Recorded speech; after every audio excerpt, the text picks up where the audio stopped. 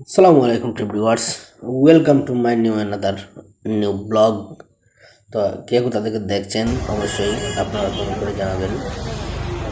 হঠাৎ করে ভাবলাম কি করব, তো চিন্তা ভাবনা করে যেহেতু আজকে আমাদের বাজারে হাট চলছে, গরুর হাট চলছিল, তো চলে এলাম গরুর হাটে। তো দেখতে পাচ্ছেন সেখানে এসে নেমে গেলাম গরুর হাটের মধ্যে। তো এখানে দেখতে পাচ্ছেন হাঁটাহাঁটি করতেছিলাম, তো যে গরুগুলা দেখতেছিলাম যে কি সুন্দর লাগে কি না। তো আপনারা জানেন অবশ্যই যে প্রতি বছর বাজারে গরুর হাট বসে রেঙ্গা হাজগঞ্জ বাজারে। তো দেখতে পাচ্ছেন আমার এদিকে কয়েকটি গরু দেখতে পেলাম। তো এখানে গরুগুলো দেখতে মাশাআল্লাহ অনেক সুন্দর লাগছিল। তো সে কথা বিবেচনা করে আমিও ধীরে ধীরে বাইরে কাছে চলে গেলাম ভাইয়ের সাথে কথা বলতে, কারণ আমারও একটা আইডিয়ার প্রয়োজন ছিল। বিদায় আমিও ভাইয়ের সাথে কথা বলতে চলে গেলাম। তো ভাইয়ের সাথে অনেকক্ষণ কথা হলো। ভাইকে জিজ্ঞাসা করলাম যে গরুর দাম কীরকম চাচ্ছেন, এবং বিভিন্ন কথা জিজ্ঞাসা করলাম গরুর ওজন কেমন হবে, দাম কত চাচ্ছেন। তো ভাই আমার সাথে অনেকক্ষণ কথা বলেছিল, তো বলছিল, আমিও অনেকক্ষণ কথা বলছিলাম। তো ভাইকে বললাম কীরকম। এখানে একটা গরু আলাদা ছিল, বাট দুইটি গরু একই সেম গরু ছিল। তো ভাই পরিশেষে তিনটা গরুর আইডিয়া নিলাম, জিজ্ঞাসা করলাম দাম কেমন বা কি হলে ছাড়বেন।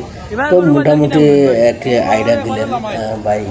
ভাইয়ের সাথে কথা বলার পর মোটামুটি বুঝতে পারলাম যে কীরকম বাজেট নিয়ে এলে মানুষ মোটামুটি ম্যাক্সিমাম একটা গরু কিনতে পারবে নিজের পছন্দ মতো। তো ধরে নেওয়া যায় যে ম্যাক্সিমাম মানুষ যদি বাজেট লাখের কাছাকাছি, লাখের মতো যদি বাজেট রাখে, তাহলে আশা করা যায় ভালো মানের একটি গরু ক্রয় করতে পারবে। তো পরিশেষে ভাইয়ের সাথে কথা বলে, ভাইয়ের সাথে কথা শেষ করে দেখতে পাচ্ছেন আমি সামনের দিকে হাঁটতেছিলাম। তো আমার যে ক্যামেরা করতেছিল আমার এক ছোটো ভাই, সে হঠাৎ বলল যে ভাই আমি ফোনটা ধরি, আপনি হাঁটেন, আমি আছি আপনার সাথে। তো মাঝে মধ্যে সেও কথা বলতেছিল, তা আপনারা শুনতে পারেন তার কথা যে বলতেছিল, জিজ্ঞাসা করতেছিল ওনাকে কেমন বাজারের পরিস্থিতি কীরকম। তো আমিও হুট করে ভাইয়ের সাথে কথা বললাম, এক পর্যায়ে কথা বলে ভাইকে জিজ্ঞাসা করলাম। তো জানেন যেহেতু বর্তমানে যে বন্যা পরিস্থিতি খারাপ, আমাদের পেঞ্চুগঞ্জে একটি বাজার আছে, হাট, গরুর হাট আছে। তো সেখানে আবার যদি বন্যা বেশি হয়, অতিরিক্ত পানি হয়, তাহলে সে বাজারটাও ডুবে যায়, বাজারের মধ্যে পানি উঠে যায়। সে কথা জিজ্ঞাসা করতেছিলাম ভাইকে, ভাই বললো এখন তেমন ক্ষতি এখনও হয়নি, তো আশা করা যায় বাজার চলবে। তো পরিশেষে আমিও চিন্তা ভাবনা করলাম যে দেখা যাক একদিন কি আজ পেঞ্চগঞ্জ বাজারে যাওয়া যায়।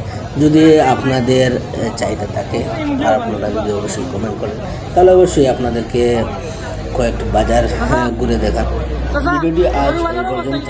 যদি ভিডিওটি ভালো লেগে থাকে তাহলে অবশ্যই লাইক, কমেন্ট, শেয়ার করতে ভুলবেন না। অবশ্যই আপনাদের যদি কোনো পছন্দের বাজার থেকে থাকে তাহলে অবশ্যই আপনারা কমেন্ট বক্সে জানাবেন। বিভিন্ন বাজারে ঘুরে বিভিন্ন বাজারের পরিস্থিতি দেখাতে এবং দেখাতে চেষ্টা করবো। অবশ্যই আপনারা কমেন্ট করবেন।